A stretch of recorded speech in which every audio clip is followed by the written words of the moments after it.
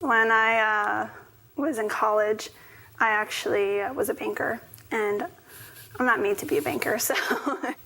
Well, it was actually very depressing to me because I interacted with a lot of people, doing transactions for them, and it just really surprised me as to how much money ruled their lives. Well, I'm always worried about money. Well, that was after the divorce. But yeah, $1,000 in debt, and I wasn't 30 yet. It's the whole seduction of money and that lure of a chance to get more. The normal debt, homes, cars. We have contests to see who can spend the least amount of money. And I think one day I actually got down to about $1.50 and that's the whole day's worth of food and everything. Didn't really have much money, and I was constantly struggling. The time I was most worried about money? Well, right now I'm really worried about money. It was a domestic violence situation, and I was afraid that I wouldn't have the income. Wonder where your next meal is going to come from. Pray that everything's going to work out all right. I always worry about money, whether I have enough, whether I'm spending too much. You got to make money. There's just no way around it. And you got to do what you got to do, short of illegal things. I think that if money hadn't been an issue, we would have totally been okay. The questions I have about money? If I had any questions about money, what would I like to know? What is the actual worth of $1 these days?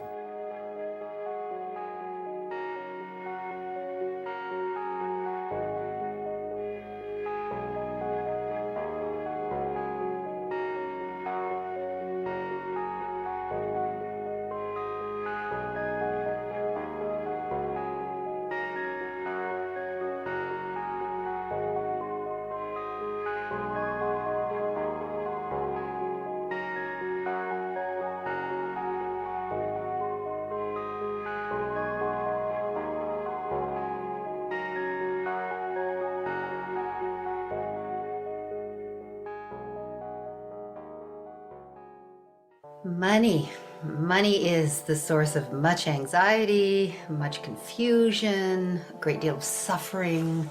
Money makes the world go round.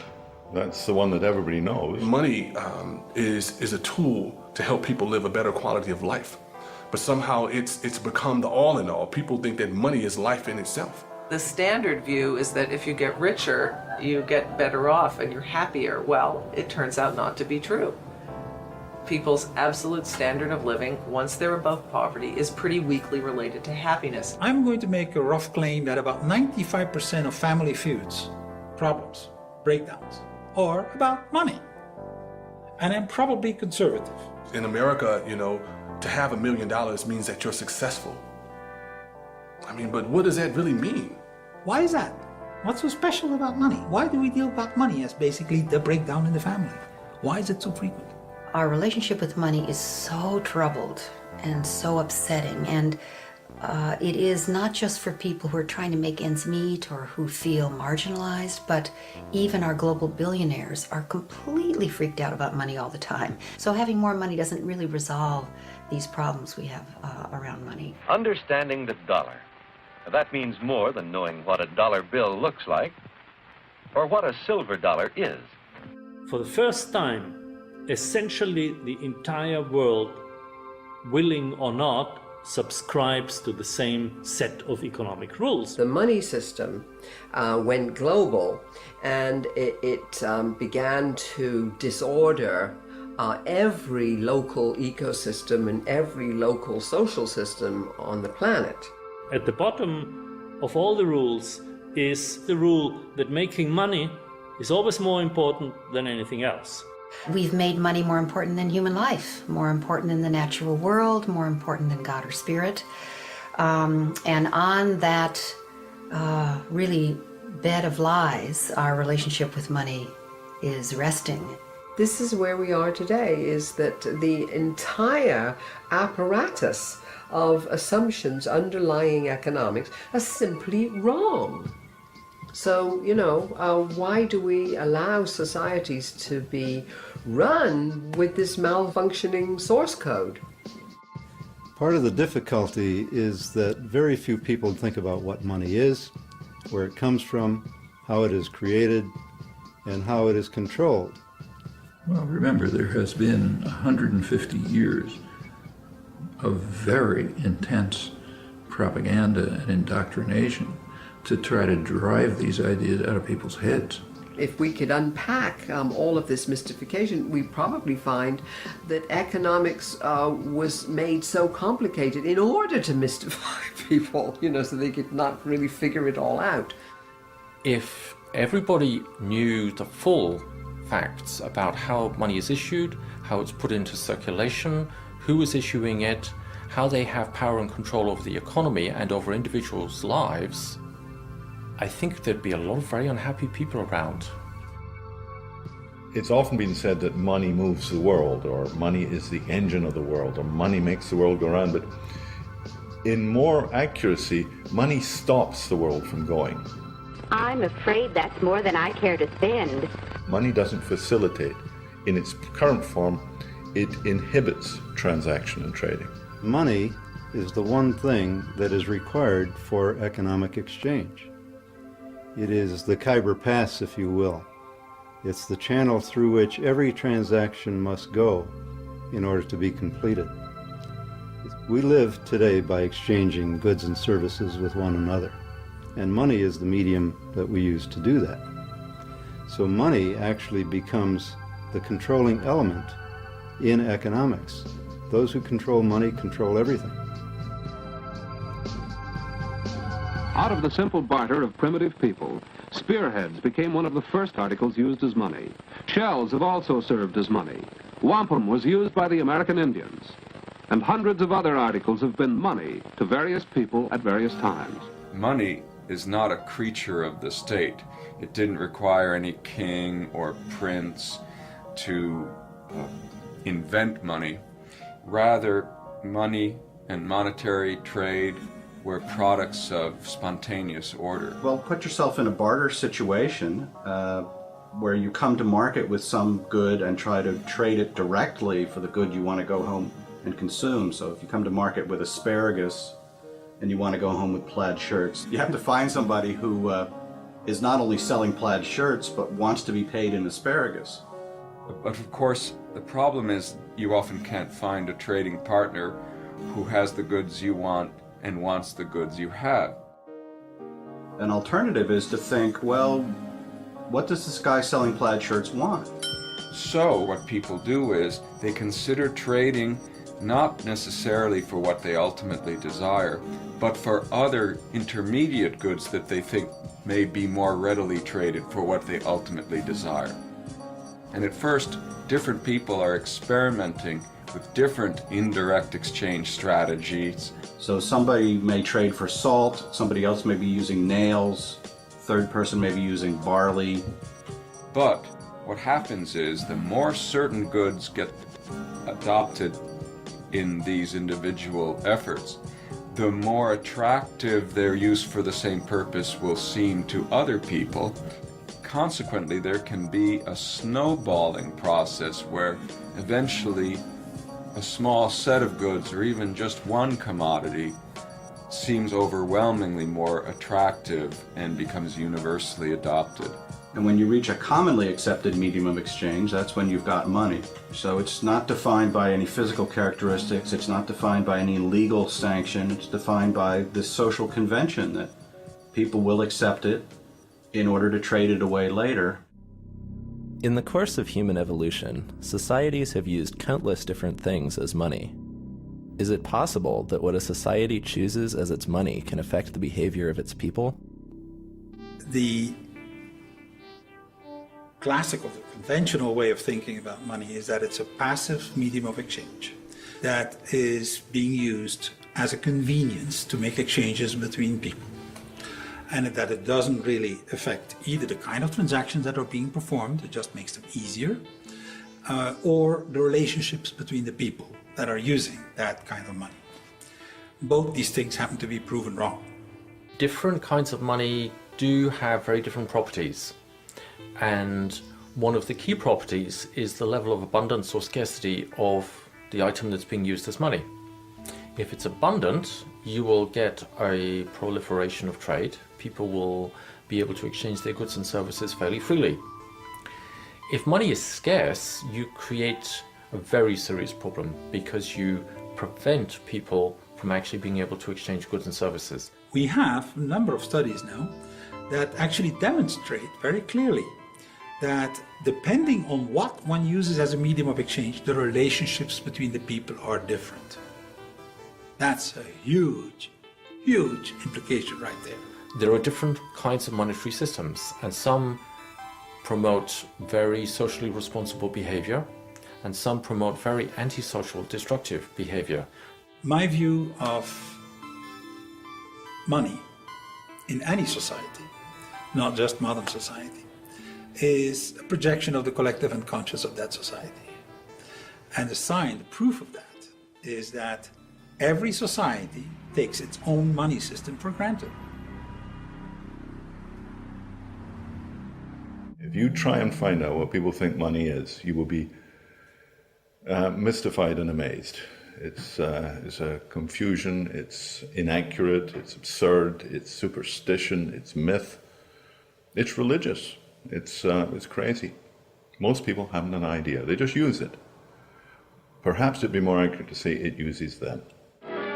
In fact, it's impossible for the human mind to grasp the total amount of money that has been required to build the America we know today. Where then does all this money come from? Now we're getting to the point that is news. Most people have no idea where money comes from. A lot of people believe that it's the governments that create the money. I'm not sure of the exact authority under which more money is released. I know the executive has some power over it.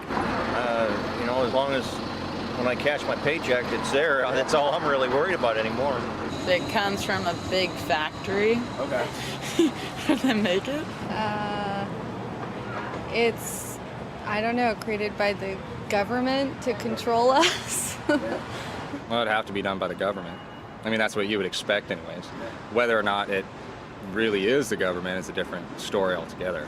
Conventional money is not created by the government, as many people believe, and is not even created by the central banks. Or do they do part of it? But it is actually created by the banking system.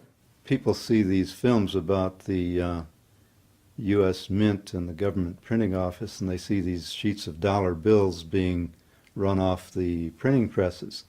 And so they think it's the government that's printing money. But this is not the real source of money. The real source of money is banks. The banks have a complete monopoly on the money creation process. So the public are not actually involved in it at all, directly or indirectly. The Federal Reserve is a private institution owned by commercial banks who are members of the Federal Reserve System, which includes all the nationally chartered banks. Most people don't realize that the Federal Reserve is a private corporation and is for profit. And in fact, Federal Reserve, it's neither federal and it's not a reserve. In 1910, a group of top American bankers met on Georgia's Jekyll Island to discuss ways of stabilizing the country's banking system. Congress passed the Federal Reserve Act in 1913, giving this private corporation a monopoly over issuing the nation's money supply. How then did the power to issue something as fundamental as money fall into private hands? Initially, you could think a bank was about storing people's gold. So you come in, you store your gold at the bank, and the banker gives you a gold certificate and says, you have such and such amount of gold in my bank. Now, the basis of the paper money systems was when you could start trading those pieces of paper. Let's say you have some gold that you want to keep safe. You put it in a bank, and the bank gives you a paper receipt you can redeem later for your gold. You can now trade that piece of paper in place of the gold, as long as others are also able to redeem it for your gold.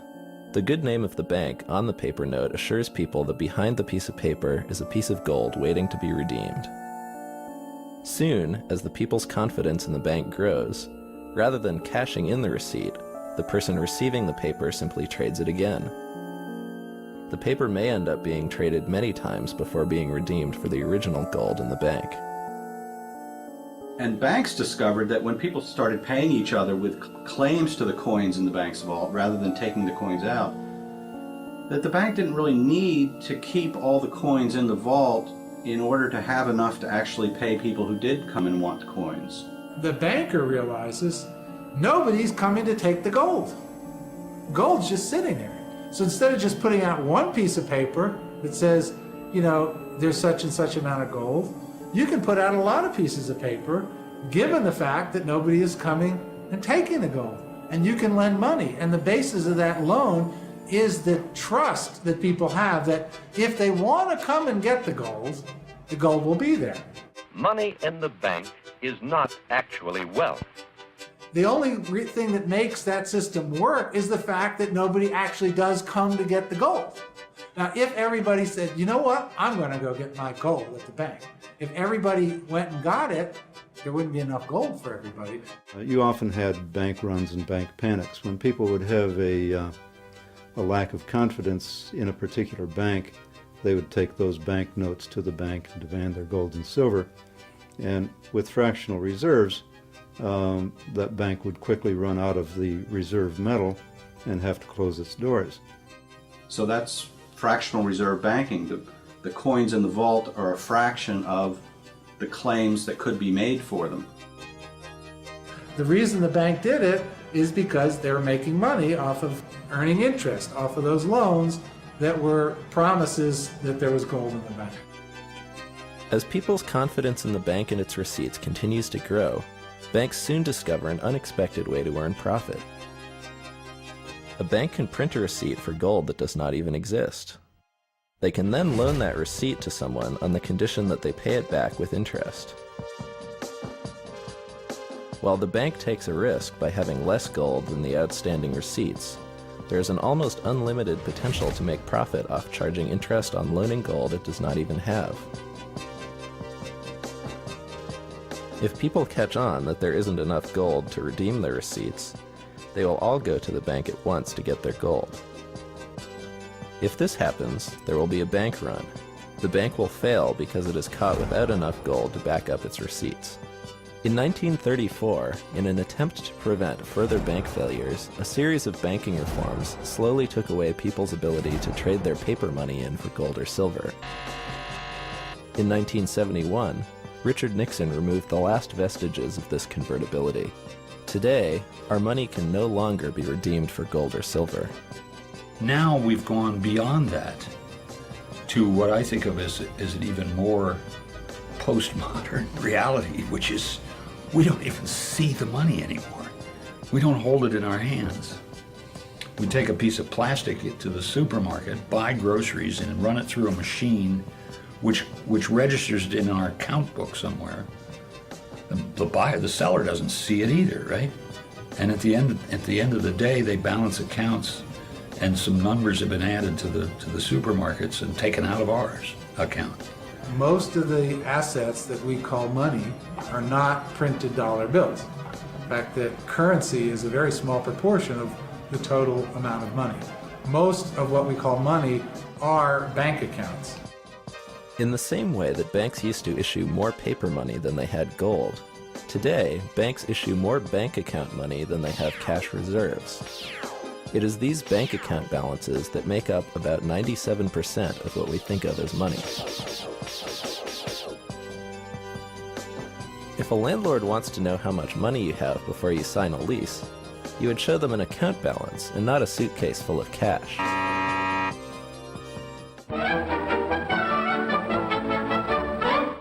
Most economic textbooks never say what money is. They just say what money does. They describe money by its functions. They talk about things like medium of exchange, standard of value, store of value, or the classical ones. These are all things that money does. Money lives in a different space, in fact. It's an agreement. A lot of people think money is something that's tangible, real, and that you can pick up and handle. That actually isn't so. Money is basically an idea, And it's an idea that you owe someone something or someone owes something to you. And that idea can be symbolized by an account, where your account goes up and mine goes down, or vice versa. Or it can be symbolized by an exchange of paper currency, or an exchange of coin, whether it's gold, silver, or copper, or whatever. But those are all symbols. It's not actually money. Another misconception that people have about money is that money is a thing. But in today's world, money is simply credit, which means it's an information system. And the question is, what kind of information does it convey? It's information about claims against the economic output. You have a bank account that says you have $1 million. You know, it's nice to say I have $1 million, but what really makes it nice is that you can buy $1 million worth of things that you want to buy. So if money is nothing more than information about what we owe each other, how does the money we use every day get created? Money is created through a process of bank loans. People, companies, governments going to the banking system and borrowing money. So every dollar, every national currency you've ever seen is someone's debt. For every new dollar created in the monetary system, you have a corresponding debt. That works both for the Federal Reserve dollars themselves and for the bank deposit dollars that are based on them. Money is issued whenever someone takes out a loan from the bank. So if I walk into a bank and I want to borrow $500,000 to start a business, and I've got a good business plan and I've got customers, then the bank, assuming they agree, will give me $500,000 to start my business. There is your money, and this is your payment book. Thank you. Now, most people, if you ask them, will say, well, that $500,000 comes from somewhere else. It comes from someone else's savings. It comes from investments. That's actually not true. When I say money is issued as debt, I mean they don't get that money from anywhere. They actually create it out of thin air and create a credit in my bank account, and poof, there it is. John Kenneth Galbraith, in his book Money, Whence It Came, Where It Went, says this. He says, "The process by which money is created is so simple that the mind is repelled." And it's true. When I tell people how money is created by banks simply by making ledger entries, they just can't believe it. The private banking system literally creates our money out of nothing and loans it into the economy. The only way new money can get into the economy and ultimately your pocket is via a bank loan. This means that every dollar you have ever seen is someone's debt to a bank. The simple fact is, and it's an uncomfortable fact for many people to realize, that if all the debts were repaid, then all the money supply would simply disappear. There would be no money. And that would mean a complete and total collapse of the economy. If everybody were to reimburse their debts, if that were possible, that everybody does reimburse their debts, there wouldn't be any money left.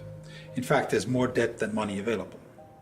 And the reason is that interest is not created. The catch is that they want more repaid than what they've given me. When you go to a bank and borrow $100,000 to buy a house, they will check whether you are good credit, and then they will decide to create the money, entering it electronically in your account, and say you have to bring back $200,000 in the next 20 years. The $100,000 of the first loan is created. The second one, the interest rate, is not created. So they send you in the world, compete with everybody else to bring in the second $100,000. That's how the money is kept scarce. It is through the competition between the different players for interest that is not created. So there's always less money than is necessary. okay? And it's done systemically. If you go to a bank and you borrow money into circulation, if the bank decides to approve your loan application, they will make two entries on their books. One is they will take your note, let's say it's a mortgage note, and that will be an asset on the books of the bank, and they will offset that with an equal deposit to your account, which is a liability on the books of the bank. So the money creation process is as simple as that. But the bank does not create the interest that you're going to have to pay year by year by year until this mortgage loan matures. So where does that interest come from? Where does the interest come from? I have to find that. Well, it has to come from some other loan that was made to someone else. So you have this inherent deficiency in the money supply. Not everyone can repay what they owe to the banks. At any given time, there is more owed to the banks than exists in circulation. Which means, inevitably, someone is going to lose the game. Someone is going to go bankrupt, and that has nothing whatsoever to do with the quality of the goods and services or the efficiency of the business. Nothing at all. Everybody in the economy is vying with everyone else to avoid defaulting on their loans to the banks.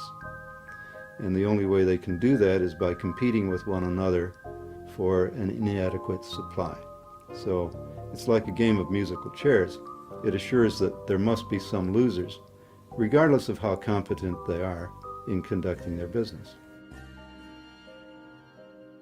The money we get when we receive a loan is called principal. Our debt, however, is not discharged when we repay the principal. Bank loans are all made on the condition that people pay both the principal and the interest the bank charges. However, money can only be issued as principal. No one creates the interest, so the amount of debt owed is actually far greater than the amount of money there is to repay it. When $1 is loaned into the economy, it begins a loop. Joe the farmer gets a loan from the bank and pays Tom for fixing his tractor. Tom pays Jane for bread at the local bakery, and Jane in turn buys the wheat from Joe, who can now repay the loan. The problem is, Joe owes the bank interest on top of the principal. In order to avoid losing his property to the bank, Joe must go find other money making its own loop in the economy. He can now repay his loan with the interest, but the people in that loop are left without their money. They still need money to facilitate their exchanges and to repay the loan that issued the money they had been using. The only place they can get it is from other such debt loops. Since all money has an interest price tag attached, there will never be enough money to repay all the debt owed to banks. Therefore, some people will always have to go bankrupt or have their property repossessed by the bank. It's crazy. Sometimes it worries me because, what if there was like a collective understanding about how phony the money is when it comes down to it? What would people do? Would they riot in the streets? Who's propagating the illusion behind the money?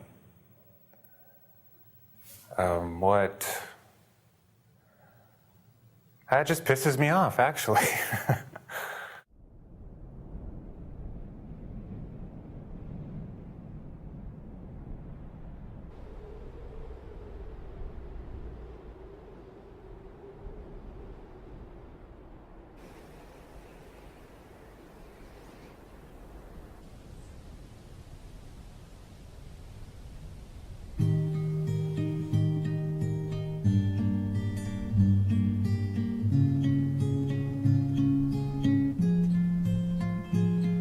Whenever it rains, the trees direct a certain amount of the rainfall to the bark, and this bark is set up in these elaborate patterns to direct rain all the way around the tree.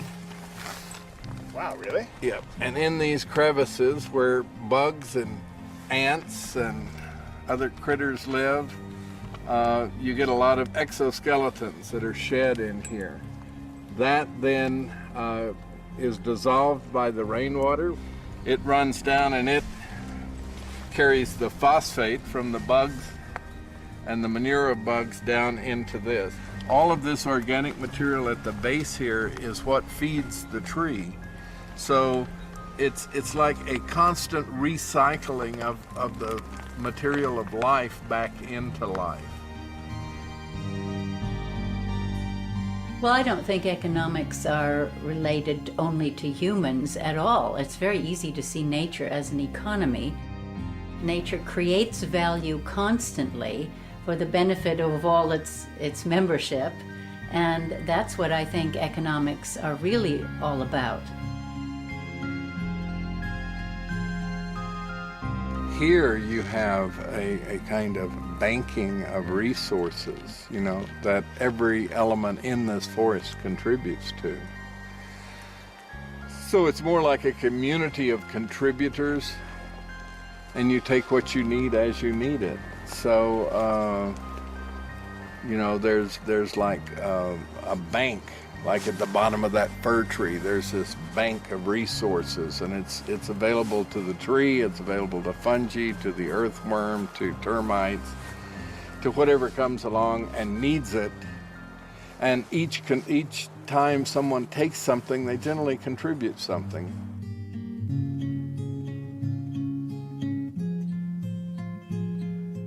There isn't that kind of profit motive or interest or any of that in natural systems. It really isn't necessary to have more than you need, unless somehow you're acculturated to that belief system. So there's a kind of scarcity boogie bear in human culture that always has us feeling as if there isn't enough or there's not going to be enough. So we've got to gather as much as we can and store it where no one can get to it and steal it from us or rob us or whatever. And then it doesn't really matter if we even use it. Most people's experience with money is that money is scarce. And in today's monetary system, it is scarce. These cultural lies on which our relationship with money rests and is rooted is really governed almost completely by the most insidious and tragic lie, which I believe is the lie of scarcity.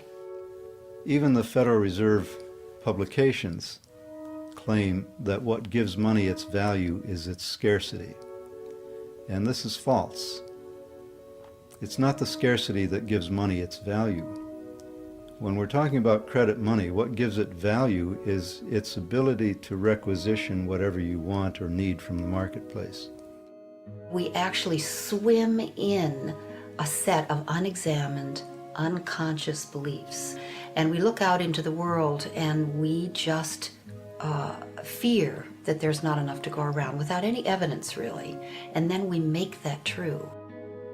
The domination model artificially creates scarcity, and that scarcity is one of the ways that the system actually maintains itself.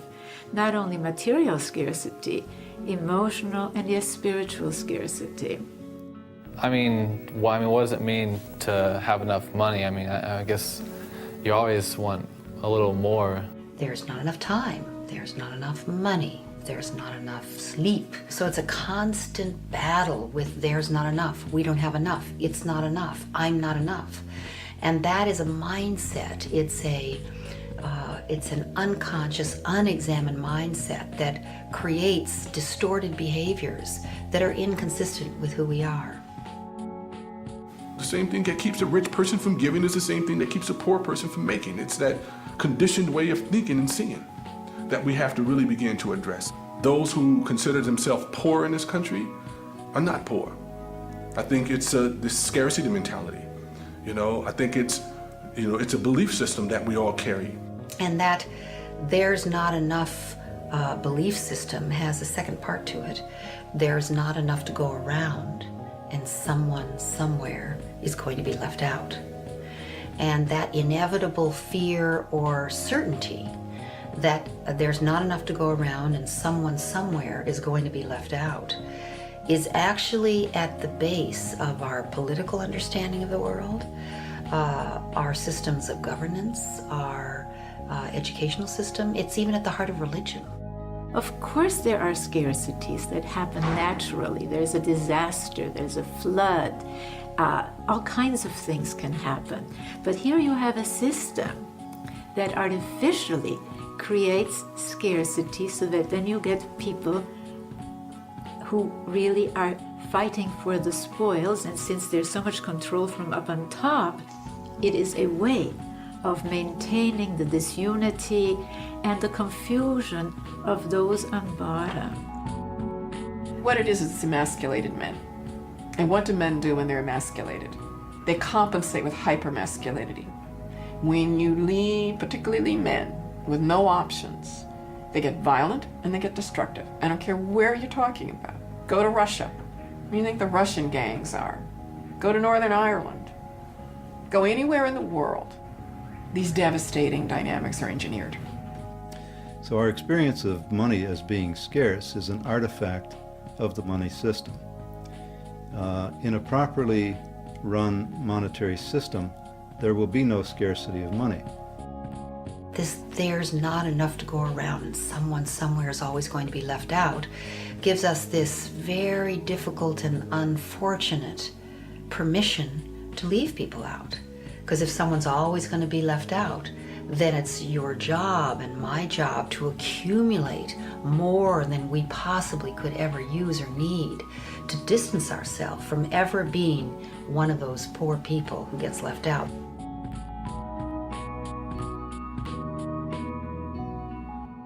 At the point of view of the corporation, getting more and more and more, that is driven in part by greed, in part by the dynamic of trying to get profits, capitalism, but it's also driven by fear. Because if you don't do it, if you can't expand faster than the next corporation, they will get research money and they will get marketing money and they will beat you and may drive you out of the game. You're not quite as efficient in this plant as you ought to be by our calculations. This is the banker speaking.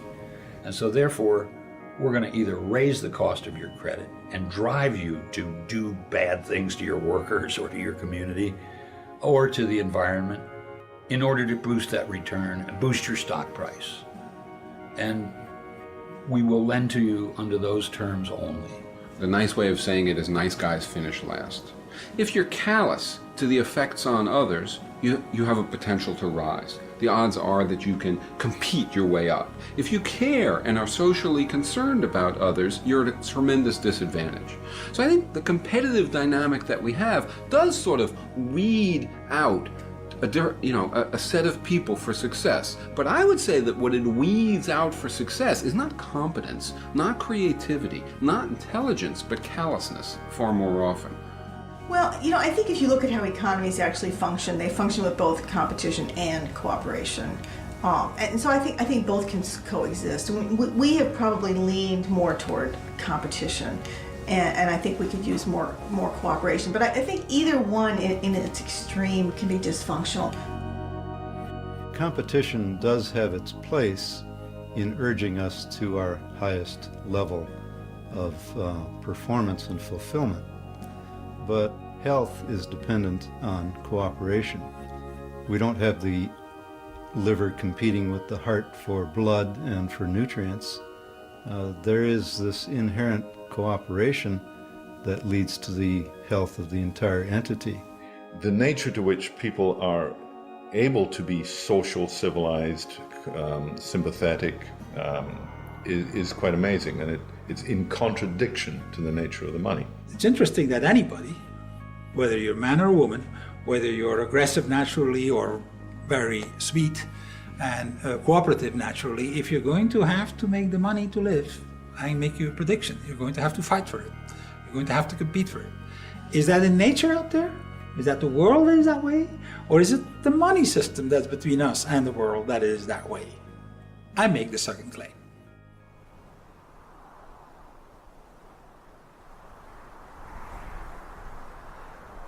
A lot of diversity here. We're starting to see a whole different array of plants come into being. So there's some lupins here. There's some strawberry, small wild strawberry. This broom with the yellow blooms on it. This is a nitrogen fixer and is stabilizing these slopes. And decomposters here, they're harvesting that broom. So what are these ants doing for the whole situation? Well, basically they're breaking carbon down. They're taking carbon, gathering it together and breaking it down. You got a great part of the Umbellifera family. This is yarrow. They're deep-rooted, so they bring a lot of minerals up from the parent material. They go below this sand and dig into more than silica to bring up things to the surface that'll nourish these other plants. So you got a lot of complexity here. A lot of plants cooperating with each other to try and create an ecosystem that stabilizes this shifting sand surface here. Ecosystems are based much more on cooperation than they are on competition. We tend to deify cutthroat competition. And there is some competition in nature, but there's much more cooperation. Species move from competition to cooperation because they discover the economic value of cooperating. It is cheaper, more efficient. All you have to do is look at our Pentagon budget and see that a tiny fraction of it would really develop countries that we've been leveling instead. Very much more cost effective to make friends of them than it is to keep them as enemies.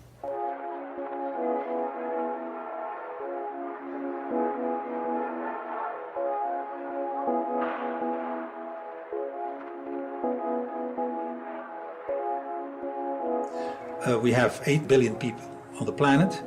There's 1 billion of those that are happy to work but can't. There are no jobs for them. Some would argue that these people are unemployed because they lack skills or because they don't want to work. And that may be true in a few cases, but in the vast majority, that's not the reason why they're impoverished. The reason why they're impoverished is because you have this scarcity of money. The first question I ask is, am I going to be stuck being a janitor forever? And they were like, oh no, there's all kinds of chance for advancement. You could go to calling. We've got data entry. You've got all kinds of computer skills. And then 4 months passed and I addressed it again and got a different story. It was like I had no value. My self-esteem was going down because I can do more than just clean bingo tables and clean toilets. If you have an economy which is generating only a limited number of good jobs, are you surprised that parents feel it's really important to teach their kids how to compete on every level? They want their kids to get those jobs. You know, another kind of response would be to get together and say, hey, wait a second, there's a problem with the structure here. But, you know, we have a very individualistic response to the problem. At the time of the Civil War in the United States, which is a very interesting turning point, midway in the Industrial Revolution, industrial rebuilding of the United States, slavery in the South was obviously condemned, but the counter-argument was something they called wage slavery. And what did that mean? It meant that you had no protection. You could be fired at will without a job. You could be thrown out on the street, and you were a wage slave was the term. 13th Amendment, which says you cannot treat a human being as a commodity for buying and selling. And the new economics is you can no longer buy or sell labor, but you can rent it. So the wage is you're renting somebody. The word job was invented in the industrial age in England. It didn't exist before. And it describes a pile of things that one does for money. Work is a very, very old concept. And work is something you do because you're passionate about, or because you're good at it, or because that's what you love doing. A job is specifically something you do for pay. Pay in national money, to be precise. Tell me, why are you interested in this job? I need a steady job, Mr. Wiley, with a chance to go places. People like Woodrow Wilson and Abraham Lincoln said that if America became that sort of society, the society in which everyone became, the vast majority became wage laborers or wage slavery as they used to call it, we would lose the freedoms that made America great. If you, say, were in such conditions of duress, that you just couldn't survive except by being a slave, you might sign a contract that says, okay, I'll be your slave. That's by your own free will. I mean, are we going to take that seriously? Under some pathological assumptions, I suppose. We live in an economy which takes 80% of each new generation and educates that 80% to obey orders and to endure boredom, and stifles their creativity, and stifles their capacities, and curtails them. They are systematically crushed by a system which does what? Which fills slots. And 80% of the slots need people who just do rote, tedious, repetitive labor, at least at work, and therefore are acclimated to doing that. Most of my jobs I've never really liked. I've never said, this is great, I can't believe I'm getting paid to do this. Yeah, there was a job I really, really despised, but the money was really good. It wasn't the job that I wanted, and my daily life and my work experience was just not making me happy. You could say, you know what, this is a terrible job, I don't want to do it. It's a free market, you have total choice to not show up under these terrible conditions. At the same time, if you don't, little problem here, you're not going to eat, and your family isn't going to eat. And that's why people do it. Yeah, I really hated that job. I think many of us nowadays feel the way Charlie Chaplin role modeled long ago, like cogs in wheels, that we're stuck in the machinery of our economy, that we have very little choice. We have to work a 9-to-5 job and watch a little TV and go to bed and do it all over again.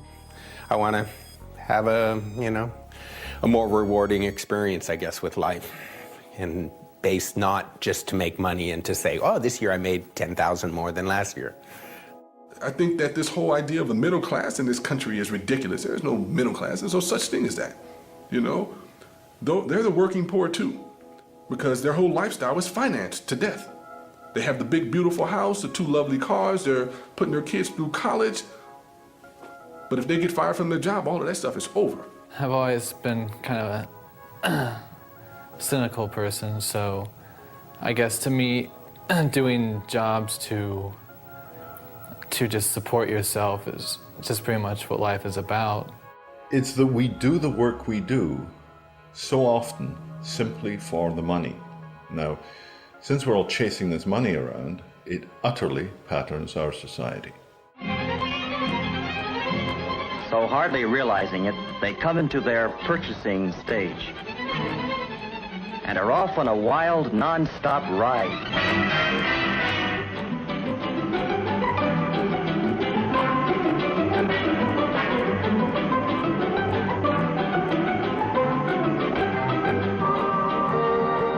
It's a happy-go-spending world, reflected in the windows of the suburban shopping centers where they go to buy. I claim there's enough work in the world for everybody, forever. But if you start to have to pay for it with a national money that's scarce, that's making it work into a job, that is going to be another question. Because someone has to borrow that money in order to pay you. As we get rid of more and more and more jobs, we may have to get to a point where we redefine the meaning of work. And you're going to have to find other ways for people to support themselves. Work, there's an infinity of things we can do. We can make every city, every garden, every house a paradise. There's an infinity amount of things to be done to reach there.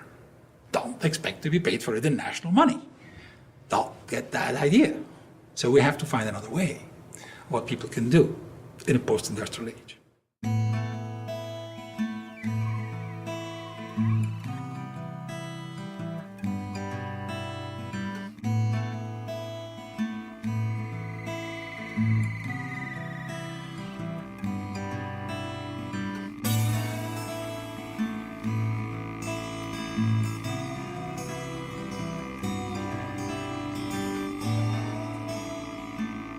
One of the things about local currency, I think that a lot of people are embracing it because they're starting to understand more about our federal economic system.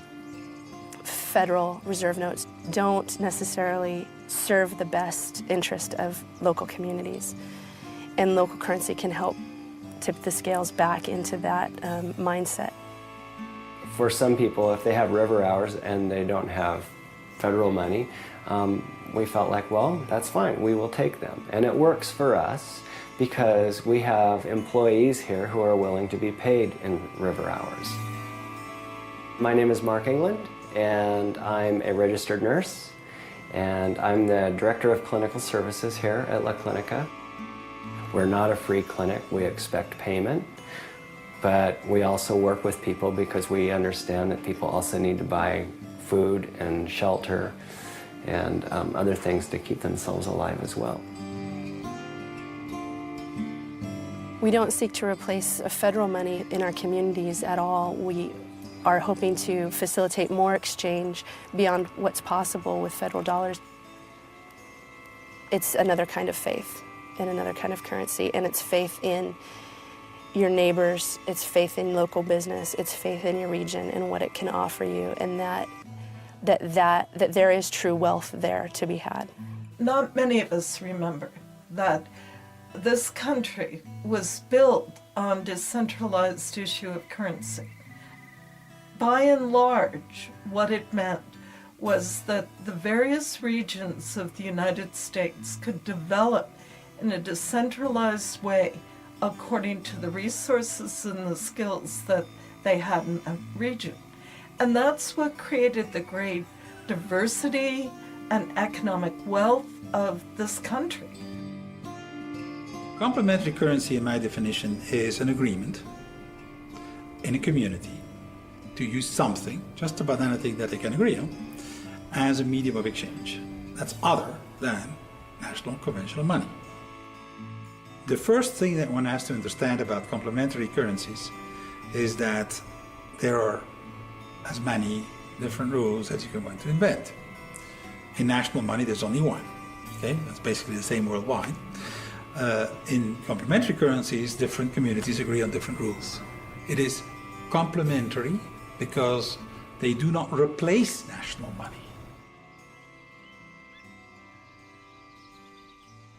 A local currency is something that is issued at the time that it's backed by goods and services in our community. And when people advertise in the River Hours Trade Directory, they actually sign a commitment that says that they are backing in whole or in part that currency with their goods or services that they're offering, and that they're also agreeing to accept in whole or part some local currency. So when you get River Hours, it's backed by people in your community, and that's tangible. Local currency is a way of encouraging people, inducing people to spend locally. And it's also a way to help people to support one another in the local economy when they maybe do not have any money. It's been probably a third to half of my income. Whether it was working for people or just the advertising in the directory and getting my name out, or word of mouth has been huge. Their offerings, their inventory, the money often hits their cash register and then heads straight out of town to the central office in Ohio or wherever. River Hours is hopelessly and happily bound to our community. That value always remains here, and I think people understand that. Alan Watts in the 50s wrote a critique of the Depression where he said, look, the economy went flat because everybody found there was no money. There's plenty of work needed doing, plenty of people wanted work, plenty of goods in the stores, but nobody could afford them, nobody could pay for them because we had no money. And he said this was like going to build a building. And you've got the materials, you've got the tools, you've got the skills, you've got the drawings, you've got the planning permission, you've got the weather, you've got the will. No inches. Damn. We had a bunch of inches, but then big project on the other side of town, They're using all the inches. We don't have any inches because all the inches went over there. I guess we're out of work.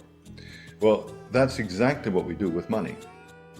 That's my clearest realization, is that there is plenty of work that needs to be done in this valley.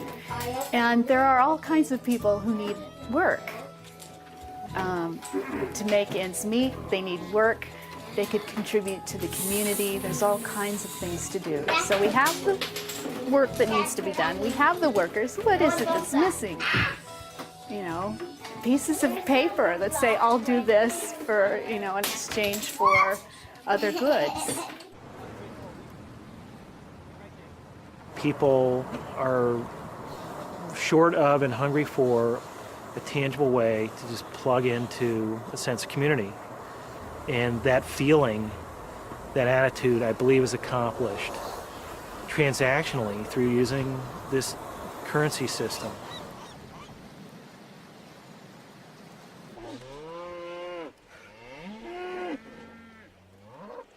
Once they get the concept that, you know, we can spend the money here and it stays here and it helps out our school system and our children and our future and everything, people really get a hold of it again.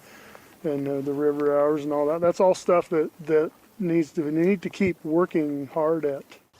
I think it's exciting. I think River Hours isn't going anywhere. You know, I think it's only going to continue to bring people together and to get people talking.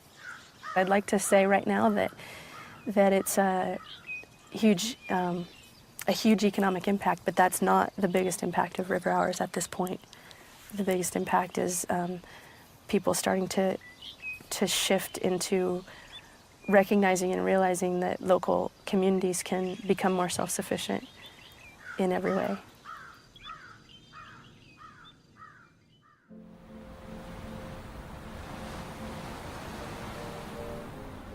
And the soil here is interesting because now, you know, this is all dune stuff, but now we've got this humus building up, holding the sand together. You can still see the sand grains in there. But, so these dunes have been established for a while. So they're totally covered in vegetation. Everything has reached a certain amount of stability.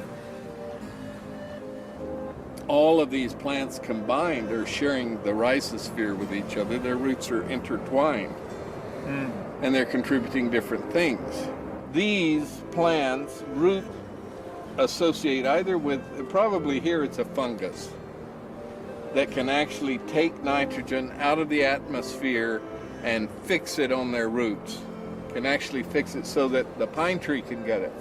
The pine tree in exchange will, through photosynthesis, create sugars and send it down and feed that to the fungus.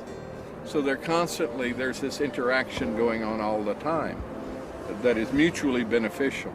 What we're doing is really reinventing the exchange process. We need to mediate exchanges in a different way than we've done before. The debt money system creates money on the basis of interest-bearing debt. It's not debt itself that is at fault. It's the interest component that's attached to the debt. And the interest component does not get created when banks create money on the basis of collateral. Some people are really Luddite about this, and they think, well, we should be back to gold and silver, and that's a metal, precious metal that doesn't change with time. That's all nonsense in my view, just nonsense. And a lot of earnest, good people devote their lives to trying to prove that somehow the world is going to hell because we have this symbolic money rather than the real thing. I would say don't waste your brain cells on that subject. It doesn't lead anywhere, and it's actually quite reactionary if you think about it. We have to start thinking about money as an information medium, not as a substantial thing. It has been merely an information medium for a couple of 100 years in most respects. But nonetheless, we've stuck ourselves with the idea that there's only so much money. That's the core of its reality concept. That all there is so many trillion dollars or euros or yen, and what we're doing is juggling them comes from you, goes to me, goes to him, goes to her. It's to and fro, and we're juggling with a real thing. Therefore, we are always going to have shortages. How can we mediate our exchanges without creating a pervasive sense of scarcity? Are paper currencies like river hours really the best way to solve this problem? Or are there other, more effective approaches? River hours print their currency. And as soon as you print a currency, you have, in fact, in my opinion, created a problem, because you've created a limited supply currency, which means there's only so much currency as there are notes in circulation. And then you end up with the same problem you have if you have something like a currency backed by gold, which is there's only so much gold. A mutual credit system, there's unlimited currency available in potential, and that's one of its great strengths. In a mutual credit system, each person has an account. And at some times your account may be positive, at other times your account may be negative. Now, it's this allowance for a negative balance that is the fundamental feature of a credit clearing system. This negative balance represents credit that's been extended to you by the rest of the community. My name is Francis Ailey. I'm the president of Fourth Corner Exchange. We are a mutual time exchange, mutual credit exchange system. We have over, as of today, 650 members, and about 400 of those are in Bellingham. I'm Jean Brecken. I offer reading out loud, singing, playing the piano, word processing, writing, and office work. Hi, I'm Lynette Allen, and I'm offering websites, design and development. One of my favorites is I have this great apple tree, so I have a lot of apples that I have sold for Time Dollars and changed a 4-year-old's concept of where apples come from. They don't come from the store, they come from a tree, and Grandma was very happy that he learned that. In a case of mutual credit systems, the rule is, the game is, I do something for you, I get a credit, you have a debit. The sum of our two is 0. So, in other words, net, we've done nothing. But I have a credit and you have a debit. I, as a seller, may allocate to you some good or service that you need at the time. I get a credit to my account, you get a debit to your account. Your debit means that you owe something to the community of traders in our credit clearing circle. My credit balance means that the circle owes something to me. I've really been enjoying a lot of things. Chicken soup from my friend Mary Stanton. I buy the chickens and she makes the soup. It's wonderful. When with my credits, I can go and get the cookies of my neighbor, and you can work in her garden to pay for your debit. We've created a currency between the 4 of us. Try not to do with dollars. It doesn't work that way, does it? I need to go and borrow it, or I need to earn it, competing with everybody else to get it. Okay. In this game, we created ourselves. In a mutual credit system, everyone has an account. This account can go positive and it can go negative. When Bob repairs Andrew's hotel, Bob receives a credit and Andrew receives a debit. Bob can then use that credit to buy catering from Christine. Andrew works off his debit by providing lodging for Daniel. When Daniel does dental work for Christine, the credit and debit are cleared. No hard cash was needed, and everyone gained something in the transaction.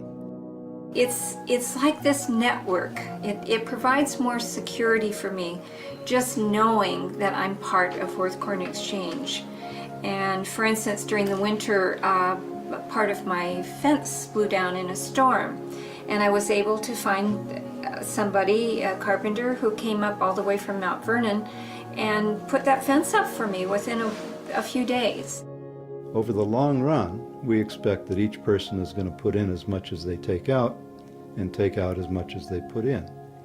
But we allow these temporary imbalances in order to facilitate this exchange process. This is the fundamental function of money. As more people join the mutual credit clearing circle, this process can become more dynamic. Ultimately, no matter how big the circle gets, the value people contribute should remain equal to the value they take out. This is money created not by a hierarchy, but it's a medium of exchange that's created between us. Okay? We create the medium of exchange. Second, there's no interest. Okay? Third, it's not scarce. When you start trading in Fourth Corner Exchange, many people talk about experiencing shift in consciousness. There's not a scarcity of that currency, so there's much less competition. So you end up with a completely different experience, and people talk about how cooperative, supportive. People are really concerned about your well-being.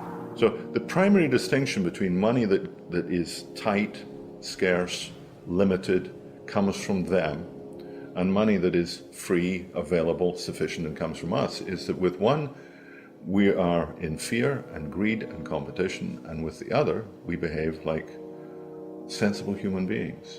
We are more generous, we're more comfortable, we're more giving, we're more willing to receive.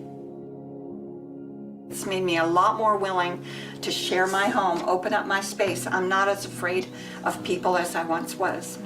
I think that this organization has the potential of making things really livable as time gets harder in the future, not only in terms of the goods and services, but in terms of the connections in the community. Community needs to become our safety net, I believe, the way the economy is going. You know, I only thought that everything I did, I'd have to, you know, pay out of my pocket for some way. And so now I realize I have these options. So I kind of see it as a relationship-based consumption. There are literally thousands of grassroots, person-to-person networks like Fourth Corner Exchange all over the world. However, the concept of mutual credit is not limited to the grassroots. Mutual credit has also been successfully applied in mainstream business. The commercial barter industry now oversees $30 billion a year in trade. 240,000 businesses in the US alone participate in a barter system. These networks use mutual credit to help businesses make better use of their capacity while saving on their cash expenditures. Well, my name's Dave Wallach. Been involved in the commercial barter business as a member since 1972. I started my own enterprise in 1979. A company called American Trade Association here in the Bay Area. Well, it's actually a process. It's a business process. Simply put, it makes saleable what is unsold, wasted, and ignored in our economy. But in my opinion, there's always an empty table in a restaurant, just like there's always an empty room in a hotel, so you need to fill it. And if you fill it by trade, I look at it just like, you know, it was cash, because you're going to order a nice dinner, a nice bottle of wine, and I'm going to spend that. Just if, you know, if it was a good ad somewhere or a taxi top or whatever it was. John's Grill became famous when it was a setting in the novel by Dashiell Hammett, which was The Maltese Falcon. So John's Grill has been in business since 1908. My name is Kaz. That's my nickname. My real name is Richard Kazmaier. I've been in the wine business about 20 years. I was the first organic grower of grapes up here in Sonoma Valley. And we're in the town of Kenwood. And I've been using barter for almost 15 years. Excess capacity in business, simply put, is business that they could do but are not doing. One example would be like a printer. And his capacities are press time. So he's got these presses that he's paid a lot of money for. They're sitting on the floor, and they're running half the time. He's making a profit doing that. But they're only running half the time. That means he's got a 50% excess capacity. All right, this is Club Sportiva. We're a luxury car share club, and as you can see behind me here, we've got some really exciting cars. At Club Sportiva, our members have access to drive the cars, so it's like a timeshare for sports cars. Mario Andretti, the famous Formula One race car driver, is a member of Club Sportiva. Dick Gordon is an Apollo 12 astronaut. He's another member who's been on board since 2003 or 2004. So we joined BizXchange about roughly 2 years ago, and it was really quickly a good fit for the club. And it was kind of an easy decision to join. And I know for our first year we were a very big client for them because a lot of their members found our services to be a good fit. And we did a lot of marketing and advertising through their company, as well as some catering through their clients. So it was a kind of a perfect match that immediately, once the fire was stoked, it was going quickly. You could buy things that you're presently paying cash for. It could be legal service, it could be printing, it could be automotive repair, dental, medical.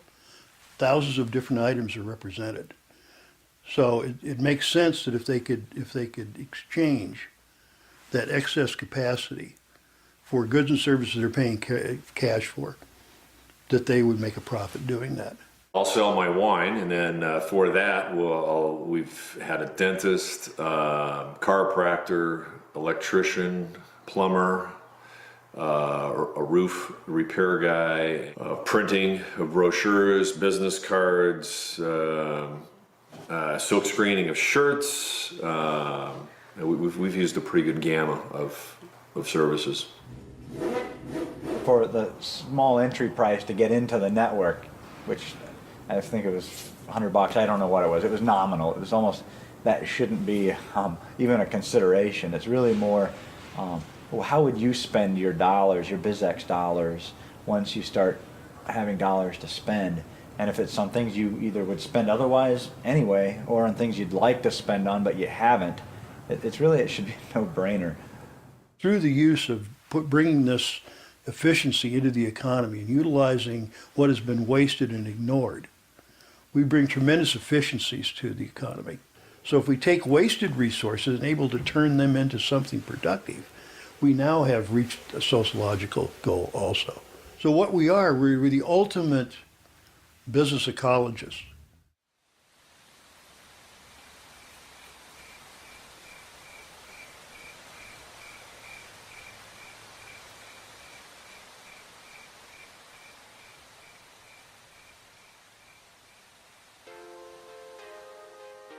You can't even begin to talk about how do we think like an ecosystem until you're aware of your place in your own culture, in your own society, that you aren't the only thing worth consideration, that everything around you is part of you, and that you have a responsibility for those around you. And in order to be aware of your place, you have to look at the place and understand the place, right? And it's, Earth, planet Earth. There is without a doubt a mega crisis that we're facing in the coming years. And the big elephant in the living room is the money problem. And unfortunately, most people who are active in the sustainability movement and the environmental movement don't understand the nature of this problem. And we're not going to make any significant headway with sustainability or restoration of the environment until we solve the money problem. This is part of the hallmark of a pre-democratic society, is that it functions by taboo. We have certain assumptions, we accept them, we do not question them. If you want to be part of the tribe, you will speak the language of the tribe and you will follow the rules of the tribe. I think that we will evolve to, number one, become aware of the blind spot of that what money does to us. That our money is actually like an iron ring that we put through our nose, and it's leading us in directions that may not be the ones that we want to go consciously. It is like the playing cards. It is something that maybe we all kind of know in the back of our minds that it might be like that. It's just one of those things that you know, but you don't really want to know. Most people, most of us, get up in the morning for things other than just money. We care about things like family and, if you will, betterment. development as whole human beings. People are not fools forever. And I think we're going to see very strong reaction to this as the pain grows and as the difficulties grow. And that's the time to begin building serious ideas about where we go for the future. I think we have the opportunity to bring forth an environmentally sustainable, spiritually fulfilling, and socially just human presence on this planet. And I think that is the power and possibility of our time. I think we can use money as a tool, as a servant to what we want to become, rather than be victims. We don't need to have all this suffering around money. We can free ourselves from it.